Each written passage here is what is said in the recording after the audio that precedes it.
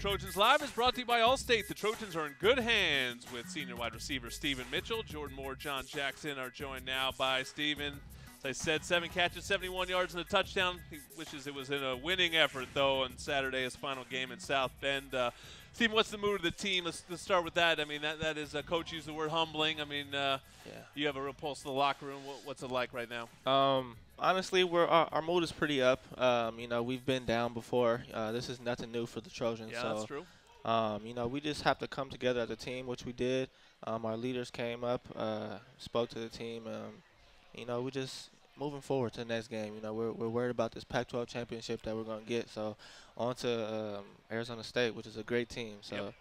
You know, you're one of the veteran guys on this team. How much has your role changed, you know, now being one of the senior guys that have been around and seen this whole situation and understand what's in front of you? Right. My role has changed a lot, actually. You know, coming in here, being under, you know, the Marquise Lees, the Woodies, I got to see a lot and learn a lot. So from that just helped me, you know, when the freshmen came in, you know, try to be more of a leader. I'm not really, you know, vocal that much. You know, I've always been a quiet leader, but, you know, as I've gotten older, I've, you know, become more vocal and, you know, try to teach as much as I can.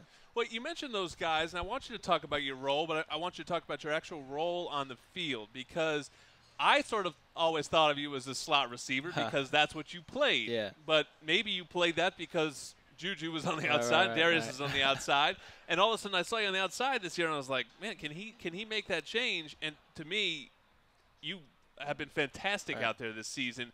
Was it a natural change for you? Have you always sort of seen yourself as an outside guy, or was it what was the challenge in switching from the slot to the outside this year? It was a little difficult, I would say, at first, because you know, when you're on the outside, you don't run the same routes as you do on the inside. So it was a few tweaks, you know, with depths on the route. But I played outside in high school. Yeah. I played running back my whole life, really. So I've been changing around a lot. But when I got here, they put me in the slot, and I felt comfortable, and I feel even more comfortable outside. So you know, I know that would translate over, you know, to the next level. So I'm pretty happy they made that transition. Yeah. You know, you guys as a receiving core as a whole had a good day. I mean, it was one of the positives against a very negative day. But when you're in the situation, you're on the road, you're at Notre Dame, you guys are playing well as a group. How much do you guys get involved and try to bring the rest of the guys along? Because sometimes when you're playing well and other guys aren't, people don't want to hear from you. But, you know, how much of that do you try to, you know, bring about from yourself when things aren't going right for the rest of your teammates to get them going? A lot, actually. When, you know, when we're in situations like that, I think what's very helpful is our sideline.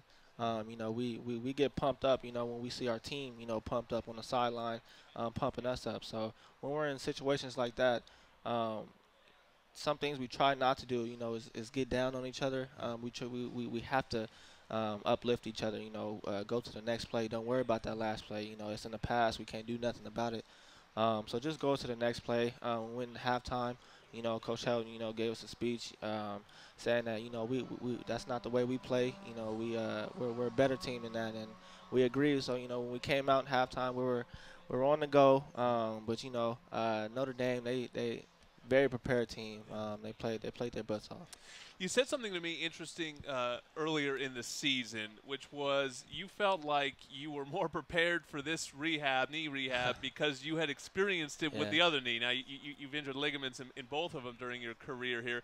So how did that work? What was the experience that you are able to come back and just seem to be full speed this season? Well, like you said, you know, when I first got here, tore this right ACL. That was very devastating to me.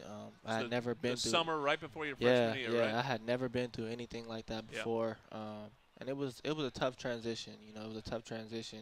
But you know, after I tore this left one, I knew all the steps, you know, of all the negative and positives that was going to come from it. What I should do, what I shouldn't do, the types of food I need to eat, you know, to keep my knee strong. And I had, you know, the great, you know, support of the strength staff, the training staff. They really helped me mentally and physically as well. So I was just more prepared. You know, the first thing that came back was my speed. The first thing that I did after the ACL was doing straight line running. So That was the first thing that came back. Then it was the cutting. So after that, you know, I knew I would be fine. You know, when I got out there the first time on my right knee, I was kind of scared and iffy, you know, to make those cuts. But when I got back out there on my left knee, I was fine. You know, you were blinding fast in high school. I can remember you just running through everybody that you played against. And I thought that this was going to be a very tough turnaround to try to, you know, especially when you got the injury last year, to try to come back from 2 of them. Yeah. How close are you back to your original speed that you were? Because it still looks like you're running by guys even after the 2 ACL injuries. I think I'm pretty close. You know, we wear catapults. I don't know if you guys know that, but we wear catapults under our jerseys. And, you know, my catapults are better than they were last year in spring practice and fall practice. So I'm feeling good, man. I'm feeling really good. I'm just happy to contribute as much as I can to the team. Just make the best of my opportunities. You're a fascinating guy off the field too, so I want to get, you know, Steven's a whole lot more than just a football player. And one of the trends you've started on this team is you're a Kappa, one of the Divine Nine African American fraternities. It sounds like you've gotten a bunch of guys into it too. What has that experience done for you that maybe you're selling some other guys on, because you don't historically think of USC football players as really even having time for Greek life? Honestly, the whole experience has been amazing. You know, I expressed interest when I first got here, but had a tore ACL, so I couldn't do that. But after that, you know, I expressed interest again, and I was able to go through the process and become a member of Kappa Alpha Psi. And then, you know, I had a couple guys under me, you know, that seen that transition and the brotherhood that, you know, that comes from being in a fraternity such as Kappa.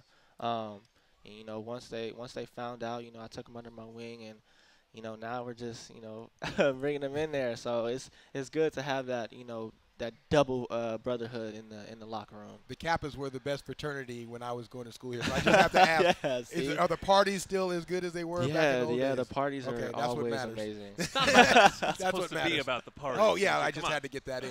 And, hey, life after football, I mean, fashion? Yes, I want to be a fashion designer. That's always been my dream. I'm pretty sure if you guys ask, you know, the guys on the team, you know, who's, you know, top fashionable guys on the team. Hey, we're going to ask. I'm going to be, you know, one of the top guys. No question. But, yeah, I've always wanted to be in fashion. I graduated in a communication degree, so I really want to get into film as well, whether it's sports analyzing or